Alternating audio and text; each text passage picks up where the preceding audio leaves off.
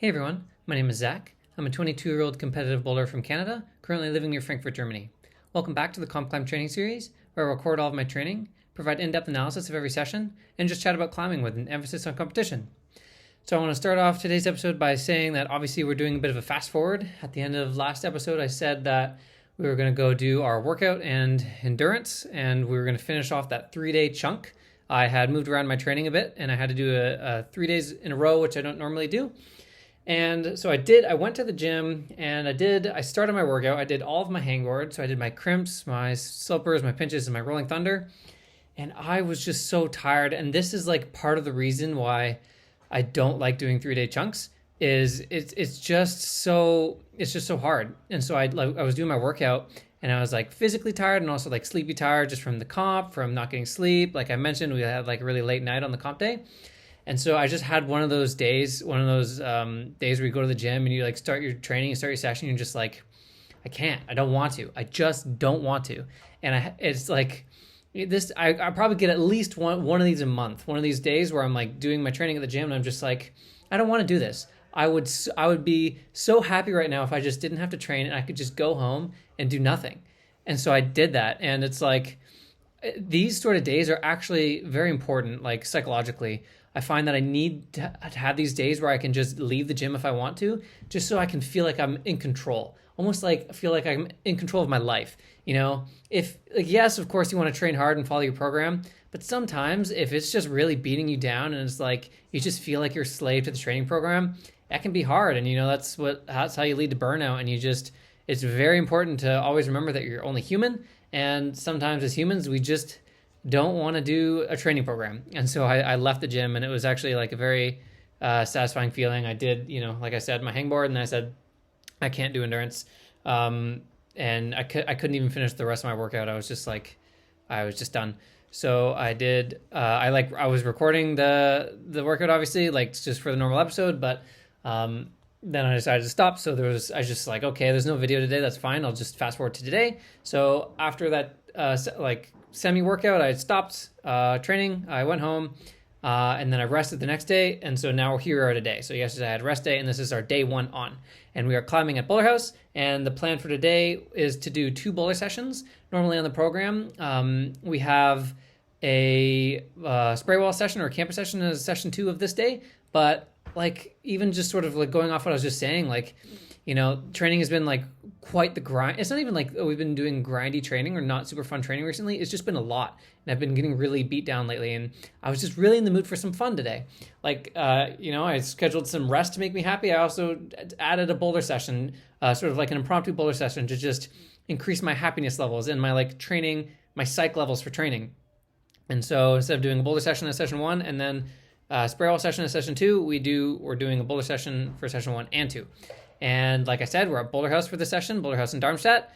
And I plan to do both my sessions here because I haven't bouldered here since our session with Gianni, and it's been like a little while, and they set quite frequently in this gym, and there's a lot of new boulders. So even if the boulders like were going to be soft, just the sheer amount of boulders that I had to try today meant that I would be able to spend both sessions here because even just like the time it would take to do all these boulders would be, you know, 2 sessions worth.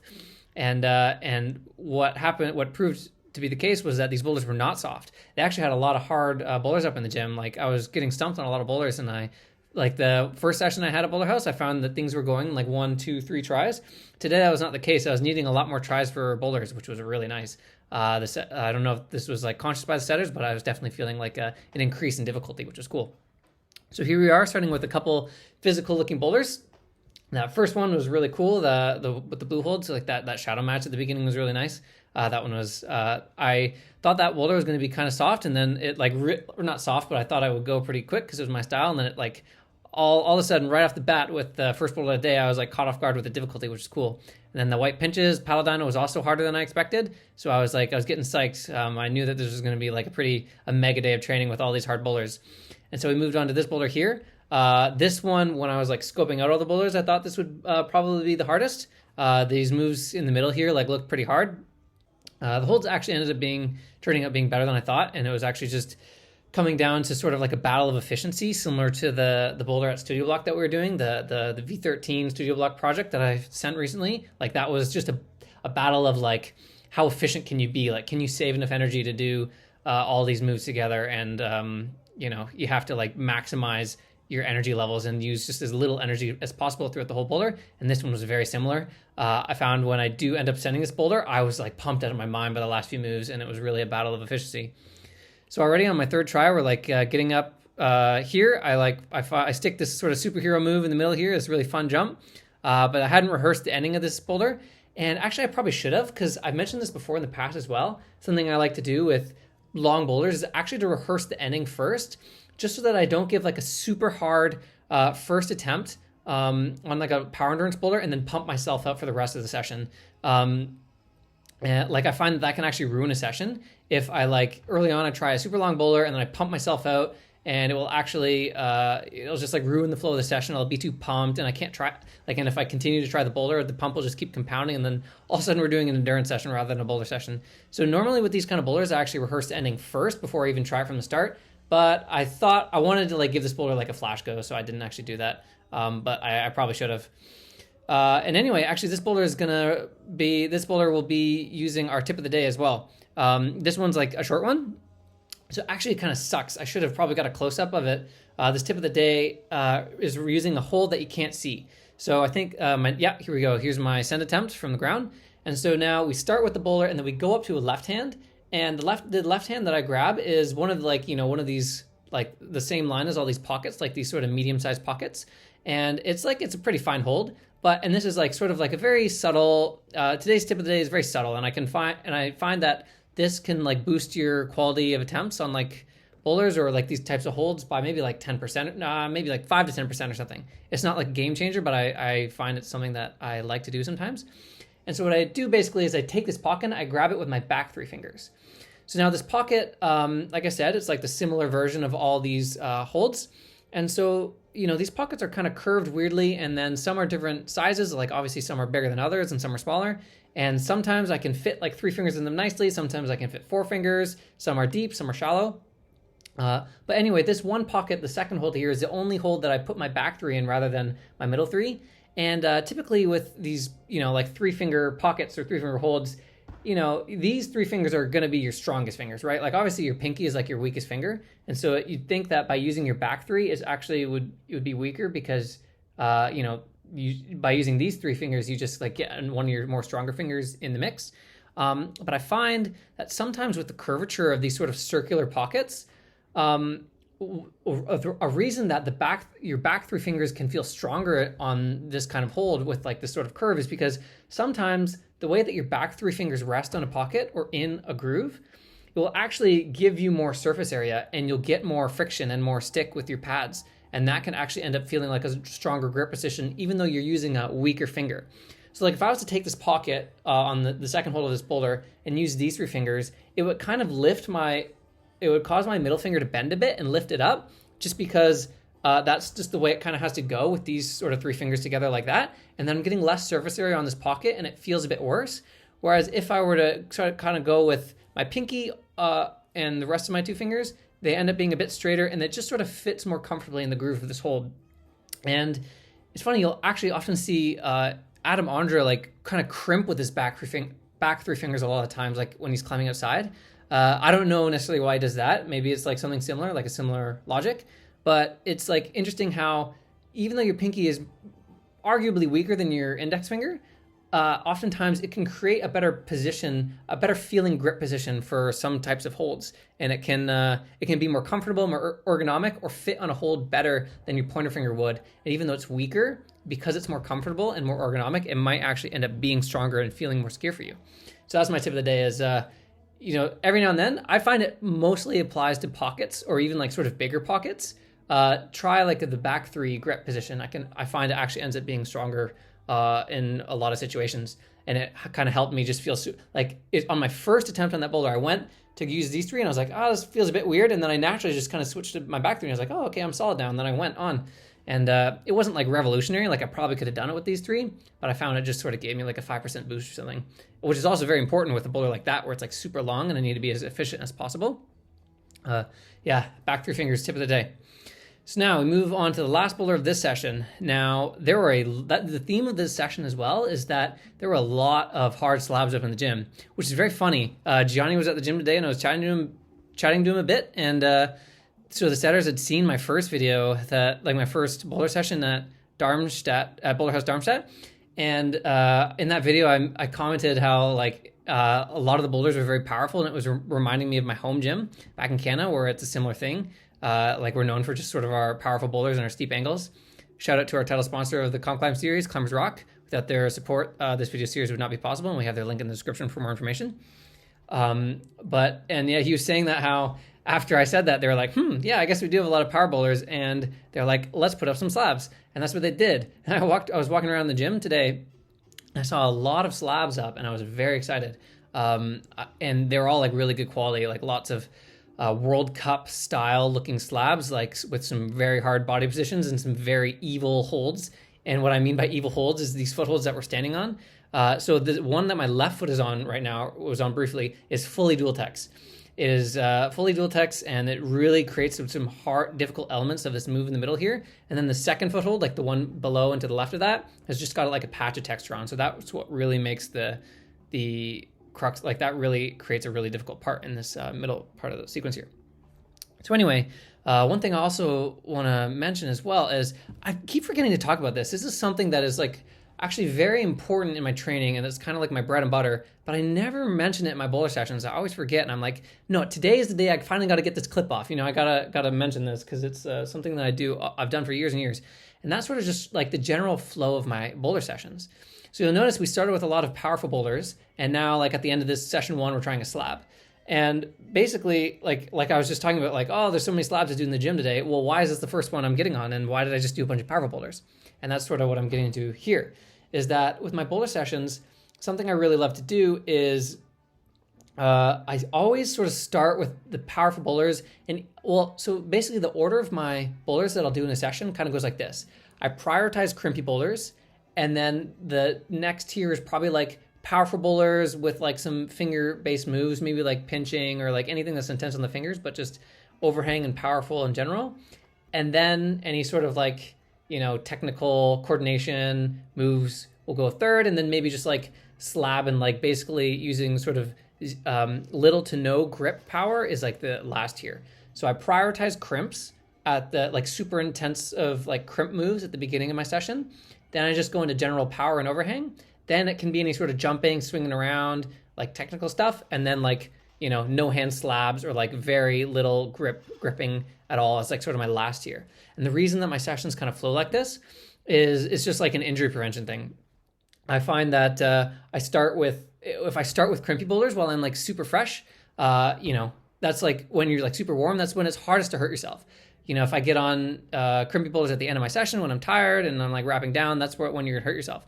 And this is something that I've done for years and years, and I find it's been really helpful. I have only gotten 1 or 2 finger injuries in my life, and it's because I train like this. I just make sure that I only really get on crimpy boulders when I'm super warm, and I don't do my little 15-minute boulder warm up and then get on some no hand slab boulders and then go try a crimpy boulder after that. Because my warm up won't have carried through. While I'm bouncing around on a slab, I'm not using my hands, and so they don't stay warm and they go really cold. And then if I was to go try a crimpy boulder, I would hurt myself. So that's I finally got this clip off. Yes, so it's taken me so long to sort of say this, but that's sort of how I order the boulders in my sessions, and it helps with injury prevention. So now, in the middle of that explanation, we've been trying the slab a lot, and we've been slipping all over it, and here we are finally getting the send. So I was playing around with my beta a lot. You saw me trying to do this sort of stepping on the dual tex foothold first and going off like that, but it wouldn't work because the foothold is fully dual tex, and it just, I was learning, and I was chatting with Johnny about this too, is the really cool element of this dual tex foothold is that because it's dual tex, you can't apply any sort of directional, you can't step on it in any sort of directional way. You can't step on it to the side or shift your weight at all. You can only press downwards on it. And so it really forces you to get into this position and stand sort of straight up. And that's sort of the only way to do it. And so I found myself sort of mantling with my right hand a bit, and sort of I kind of stuck my finger in the scroll as well on that left hand, and just finding the super as secure of a position as possible to do this really hard foot match on this hold. And then since I was directly above the dual tex foothold, that allowed me to stand up straight. And that boulder was amazing. That was probably my favorite from the whole day. Actually, that was a very World Cup style feeling slab, and it like when I say it's World Cup style, that doesn't have to mean it's like big and pretty and like flashy. Like this is sort of like a qualifier World Cup style boulder, like very very insecure technical positions that are like so precarious, and you have to be like one of the best style climbers in the world to be able to do that in 5 minutes. Whereas like, if you have all the time you want in a boulder session like I had, then a lot of people could do that boulder. But to do that boulder in 5 minutes would be so hard. Maybe, I should start doing more mock comps, honestly, or at least like trying some boulders for just 5 minutes. Cause like, I wonder how I would do that on that boulder in 5 minutes, where if I like really like set my mind to really trying to figure it out in 5 minutes. I don't think I would have done it. It was really hard for me. But I found like I was getting some great practice, like really stepping on those insecure footholds and like the dual text footholds. And that boulder was really solid. So now, like I said, we were doing both of our boulder sessions here at Boulderhaus today. So I rested. I actually had like a bit of a shorter rest. I don't know why. I just like was eager to start climbing again. So I only rested for like 2.5 hours, 3 hours or something. And then it was back on the wall. I also knew that I could rest shorter because I knew that in this session, it was going to be mainly consisting of slab boulders where I actually didn't need to have like a super fresh feeling hands or like, grip strength for the session, because I knew it was going to be a lot of technical climbing and slab climbing. That being said, like sort of, carrying on from what I was talking about earlier, I'm starting with the more physical boulders first. You can see this boulder's like got some crimps at the end. That is why I'm prioritizing it now. I want to try those crimps while I'm like fresh, rather than doing all my slabs and then doing this boulder at the end. So that's what I did. And you can see we have this really hard swing move at the beginning of this boulder that I'm trying a lot. And it was interesting. I approached this boulder like trying to use, going into it, like I was going to use my side-to-side swing, which is I've been finding a lot of success with recently. But like I said, the side-to-side swing doesn't work all the time. And I definitely find I use it more often than not, but sometimes it just isn't meant to be used on a move. But I also wasn't really liking the front on swing for this move either. And I found that I was actually doing like something in between. It was sort of side to side, but not quite front on. It was like almost like a diagonal swing. And that's where I really found the success for this move. It was a really hard move. It felt like almost like I felt so far off in my first few tries, but then after a bit of, I don't even know like really what I optimized on that swing. I think I just had to sort of go into it like a bit slower and make sure I was like really elongating my body to really get like sort of that almost like whip crack movement to land the press. And the holds that you had to land too were also really slopey and bad, and it made for like a precarious position to hold. So that was a really good swing move to practice. So now we have like sort of a boulder here that's like not quite a slab, but it was the last sort of thing where there was like sort of like holds to grab, and then I decided to try this before we moved on to sort of like the no hand slabs almost. This boulder was really cool. It was like really technical. You'll notice here at the end of the video, I'm like sort of just like showing a couple falls just so you kind of see where I was falling on the boulder and then going right into the send. And that's because this was like a mega session. We did so many boulders today in the session. I was just going and going and going, and the video is getting pretty long. So if I was to include all of my attempts, we would be here for like 40 minutes or something. So yeah, here we are like again with our slab, and I'm just showing sort of where I fell on my first attempt. I almost got the flash of this boulder, but not quite. These footholds at the end here are like really bad. This right one in particular is like one of the flat hold dual text footholds. I always really struggle with these footholds and in trusting these footholds. And I was talking about this in the Zugzwang competition video, and that was my tip of the day for that video as well was I find that the tip of the day that I talked about in that video, I mostly apply to this specific line of footholds actually. The flat hold footholds with the ring of dual text around it. And the tip of the day was to sort of adjust your foot at the last second before you move off of it. That way there's less time for it to shift around and for you to trust it less. So like basically I'm going to set up for the last move, and then adjust my foothold and really close the gap of time between adjusting my foot and then moving off of it. So you see here I adjusted a little bit and then I go for the move, and that way I have it like exactly where I want to right before I move off of it. And I also find what was it? Yesterday's episode that I was talking about how I'm like in a struggle. I'm in a tricky position right now where I have like a brand new pair of shoes. So the shoes that I'm wearing right now this is my second day wearing them. And then I have my other pair of Instincts that are like way too worn out. Like I'm starting to get a hole, and I can't stand on little footholds at all. Like they can't edge for anything right now. But I have like an event to do this weekend, like the competition at Studio Block Mannheim. And I definitely don't want to do a comp in these old instincts, so I have to break these new ones in. But I was wearing my slip-on shoes too much on the comp day, and the slip-on shoes have to be so tight because they're slip-on shoes and they have to stick to your foot, that my feet were so sore, and I couldn't break these shoes in yesterday's episode because my feet were hurting too much. I had to wear my old ones, and it was really messing me up on that one slab we were trying. But I have to break these shoes in a little bit more before the comp. I can't compete in the old ones, so I forced myself to wear them today. My feet were definitely hurting, but I had to just suck it up and just break them in. I actually noticed as well, my feet weren't just hurting because they were sore. I actually cut myself. The slip-on shoes were hugging my feet so tight, and they were sort of bending my bunion back, obviously the callus you have on your big toe, and I had a slice under it, and that's also why it was hurting so much. So I had to wrap it up with some tape actually, and that helped, and that was actually why I was able to wear these new shoes. But yeah, I'm wearing 2-day-old Instincts today, and it made for a very challenging time on some of the boulders today, especially on all of these slabs that we're trying. The smearing was not exactly where I wanted it to be. I definitely felt a bit insecure, a little bit more insecure than I would on some of my smearing, just because these shoes are pretty new. And this is sort of exactly what I was talking about. Also, let me pause and say, I had to bail on this attempt because I realized that I sort of obviously had a big dab on that red hold, so I couldn't send the boulder because I used it. So now I have to try and dodge it on this send attempt. But yeah, this was this is sort of all I was talking about in the second half of yesterday's episode was your sort of shoes. And so right now I'm very aware that my volume smearing is not, I shouldn't be feeling super comfortable with my volume smearing because these shoes are a bit too new. So if I feel any bit of insecurity or struggle in my volume smearing, I'm not going to judge myself and my abilities on my smearing too harshly because I know that I'm wearing shoes that aren't necessarily primed to be volume smearing. But that said, these shoes are naturally pretty soft actually, and so it wasn't too bad. You can see, I've been doing a lot of my full foot thing on that one black slab from earlier. I was doing it all over that start hold and using my super strong hip position that I've also talked about a lot, and I'm doing it here as well. And I find that this full foot position actually can work with pretty new shoes, and that's why I'm doing it a lot today as well. Is your shoes can actually be, also this move was so cool. This is my favorite move from the day. I'd say the black slab was my favorite boulder from the day, but this move here with the stand into a press and the toe catch, that was really fun. That was a cool move. I don't know if that was the beta, but that was really cool. But yeah, that's why I'm also doing my full foot position a lot today, is because it's sort of what I have to do with these new shoes, because I definitely can't be smearing on the ball of my foot because these shoes are just too new.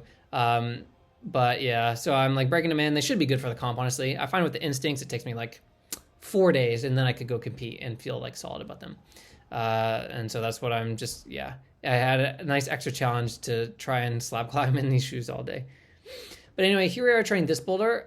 So like I said, just the nature of this video is super long. We did so many boulders. I spent about 15 minutes on this boulder. This is the one boulder I couldn't do today that I tried. It was super hard, super limit feeling. Standing on that blue foothold at the beginning there, that's blocked by the pentagon.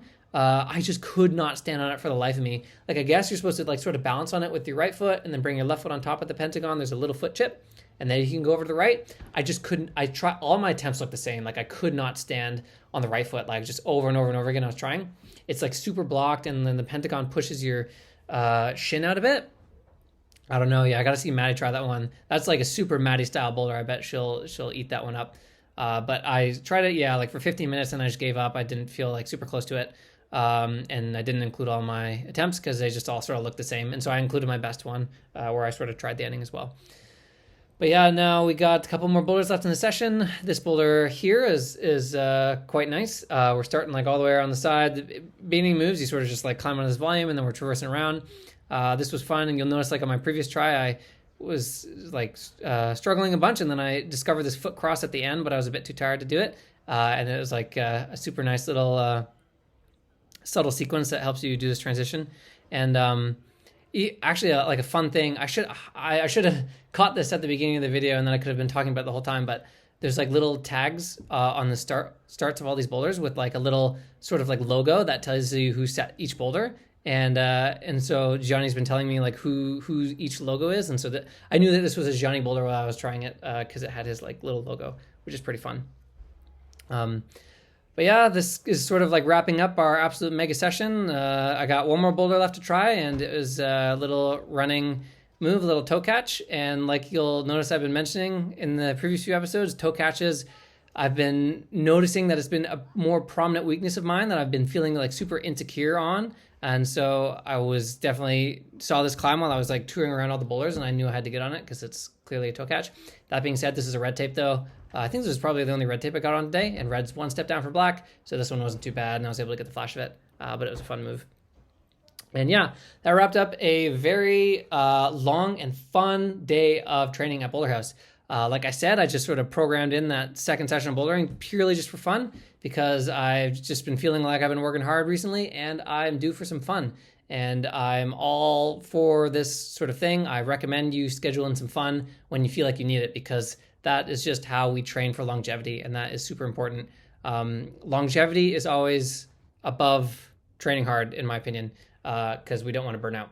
So yeah, shout out to all the setters at Boulderhaus for putting up a bunch of bangers for today's session. So many good boulders, and there were a lot of hard boulders today too. I was like really psyched on the difficulty level. I found that I was not just sort of cruising through the boulders like I was on my first boulder session here. I was really working hard. There were some pretty clutch tops, and I had a lot of fun during today's session.